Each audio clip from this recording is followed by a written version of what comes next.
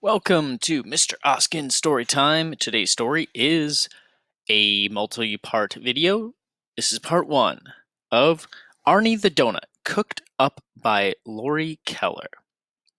And here's Laurie Keller. She's the author and illustrator.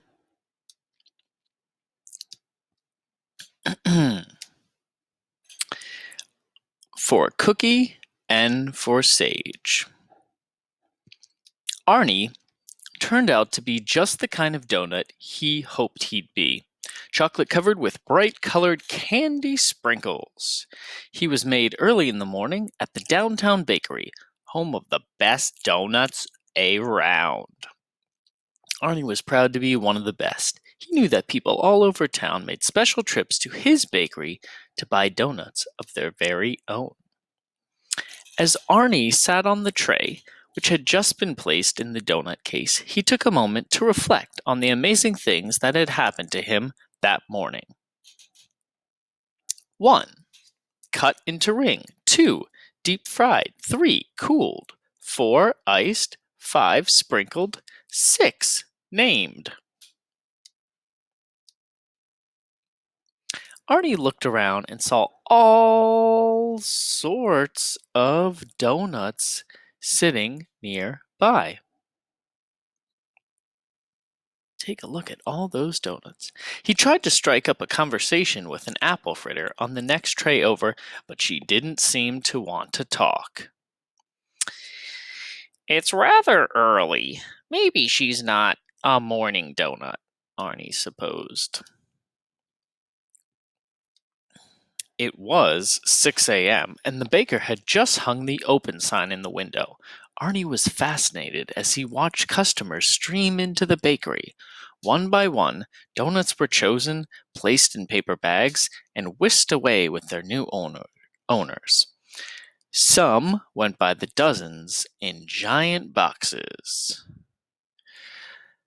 "Goodbye!" Arnie yelled to each donut. "Have a great trip! This is so exciting!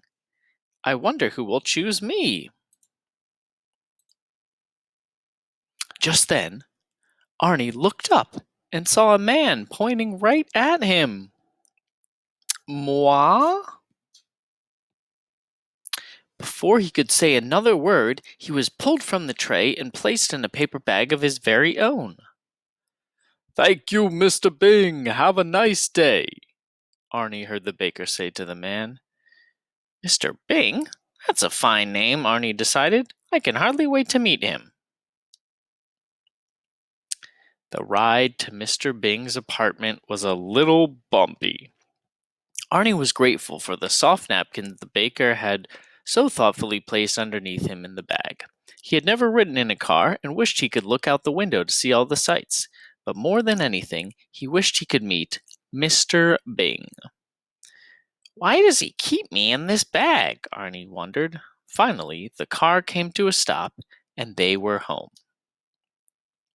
Mr. Bing carefully removed Arnie from his paper bag and placed him on a clean, shiny plate. "What a handsome plate," Arnie said to himself. "I'm not crazy about the design. I prefer a more modern look, but it's nothing a little paint can't fix." Mr. Bing gently lifted Arnie from his new plate.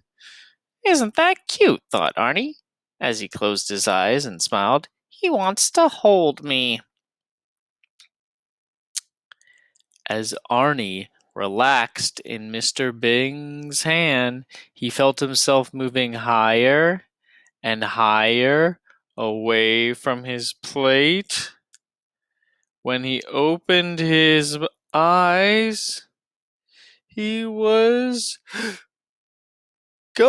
discovered that he was headed straight for Mr. Bing's open mouth. Ah! That's the end of part one. Stay tuned for part two to see what happens to Arnie.